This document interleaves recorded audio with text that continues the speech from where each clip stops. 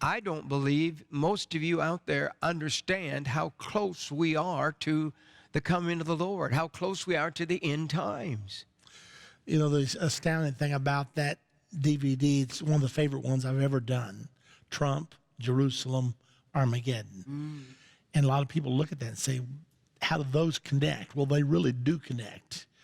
And like you say, we went back 4,000 years ago when God made a covenant with Abraham. It always amazes me that God covered 2,000 years of human history in the first 11 chapters. Then he slammed on the brakes and spent 12 chapters on the life of one person, the man by the name of Abraham, who became the father of the physical people of God upon the earth, the Jews, and the father of the spiritual people of God upon the earth, the church. Well, in Genesis chapter 15, verse 18, Abraham was worshiping, and he had offered this sacrifice and laid it all out. And God came and walked among the pieces of the sacrifice, and Abraham fell into a trance.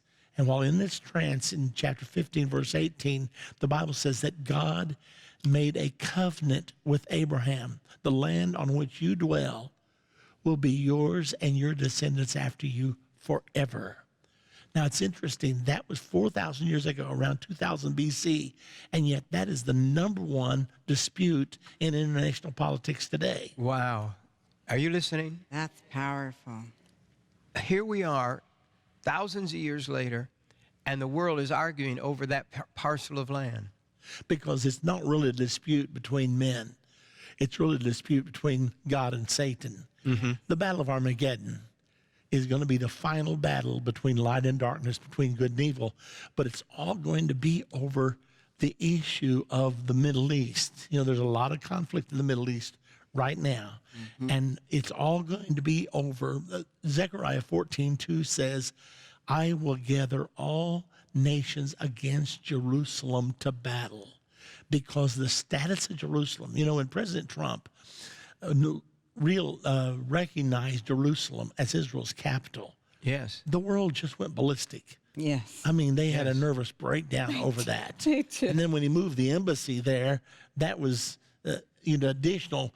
And they called these meetings before the UN Security Council. Of course, the United Nations is the headquarters for world government today, whether people fully realize that or not. It was designed to be a one world government. So anytime something happens internationally, people go running off to the UN Security Council. Well, they did.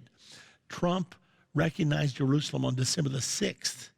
And on December the 18th, they had a big UN Security Council meeting. And the resolution said that the United States should rescind their recognition of Jerusalem as Israel's capital. And when they put the resolution for a vote, the vote was 14-1 to approve that resolution. But they had one problem.